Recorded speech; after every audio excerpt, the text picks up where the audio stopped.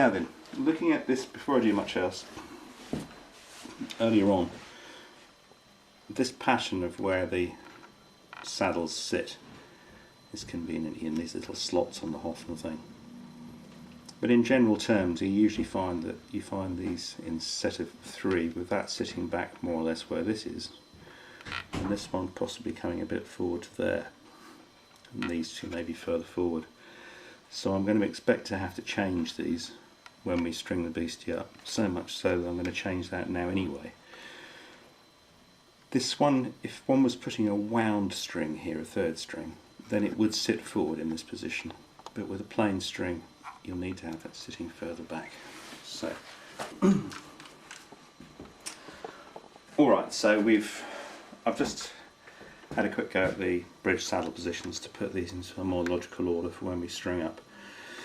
They may need a bit of lateral adjustment, and we've got height adjustments on the screws as well. But the fretboard's clean, the rest of the guitar is in reasonable shape, so we'll string up. Before we string the beastie up, I'm going to tighten up the machine heads, make sure that these are all tight. Nothing more infuriating than loose machine heads, and they've all got a reasonable grip around the side. They have, actually, they don't need anything. So here we are, the string through the hole. With the machine head, I go through the string hole at right angles. I'm trying to do this without getting my head in the way of the camera. And there we go. And I leave about that much tension with the thing pulling over the saddle. And what one does is wind one winding over the top of the saddle, at the top of the post rather, as we can see that first coil. Bend the wire up and wind it on so that this then winds underneath this bit. And it's a good idea to have some tension on the string as you're winding on, so it wraps tightly around the post, not loosely. And one doesn't really want to have more than about 2 or 3 winds around the post, particularly with the thick strings, because they'll wind up overlapping. I tend to chop mine short, gets them out of the way. So the next one, make sure it's the right string. It's always embarrassing when you waste one putting it through the wrong hole, particularly on camera. So through the hole again, make sure it sits over the saddle, through the hole at right angles. Get the in there, Satan. There we are. About that much loose, once over the top,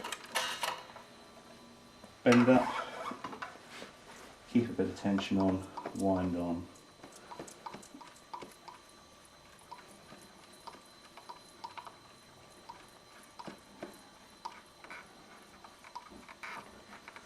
Make sure that's sitting on the saddle. And voila, again, I cut these short.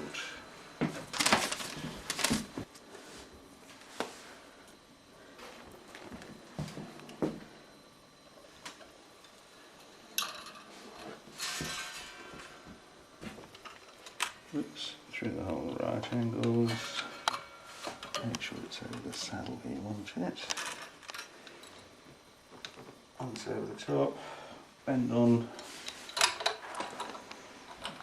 It's slightly more awkward this way around. Trying to keep some tension on the actual string, but you get the knack of it in the end. This is where the winder is imperative, really, on far side machine heads, as I call them.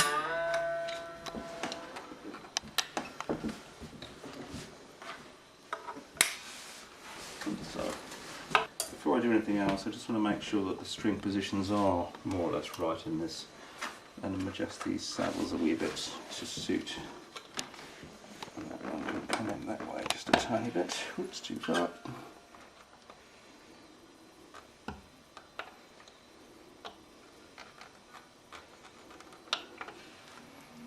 And that one wants to come across just a tiny bit. So, there we go. Oh, that's right. So at this stage we out with a trusting tuning fork again. Dispose of the refuse. Those ghastly rags. And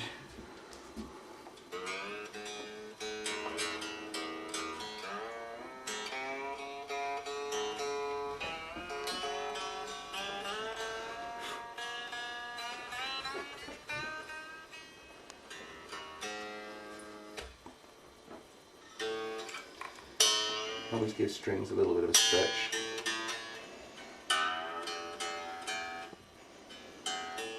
Don't get too enthusiastic. If you pull these so hard that you get a kink in the string, you'll ruin the intonation of that particular string. And you'll need to put another one on.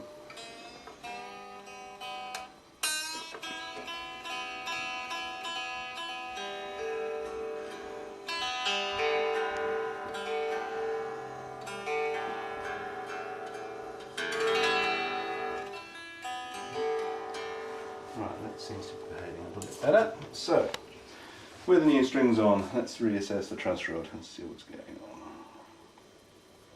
Yeah, I think that's just about.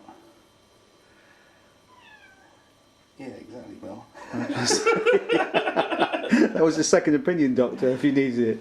my cat is deeply psychic. For those who don't know Belle, I think actually just a tiny twit more. Belle, my cat, she is the wonderful occult black cat. She was born on the stroke of midnight in Beltane 18 months ago, and arrived here on Friday the 13th, didn't you, Piss? Hey, What's the date today, by the way? Yeah. it's the 31st. 31st, yes, the Yeah. opposite. Yeah, well, yeah, that's a bit spooky. Well, coming in the way.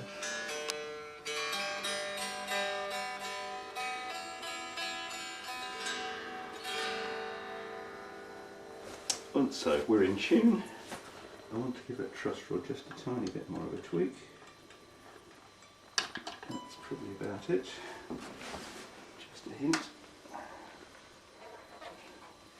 think we'll take that up a tiny bit there. Okay, so we've got the action more or less, so it's not wrapped, it's playing. A bit rattly that end, so we'll bring that up a bit as well. Actually was very...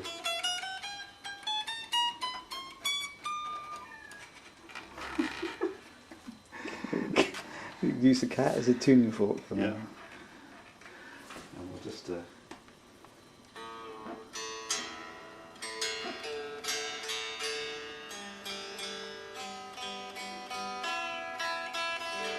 one does have to be fairly anal about keeping these things absolutely in concert when you're working on them, because the truss rod is going to be pulling against these strings to get the fretboard flat as is. If you raise the action, you're actually increasing the angle of pull from this end, and so the neck will bend more. If you've got the tension of the string absolutely correct at all times, in other words in pitch, you know where you're coming from at all times. So it's important every time you do a bridge adjustment or a saddle or nut or anything else to check and recheck the tuning, and likewise the neck. Okay, fine. So that's more or less right from the viewpoint of an average action, and I leave that there at this point and nip down to this end, because the next thing I want to do is have a look and see what the string height is here at the nut.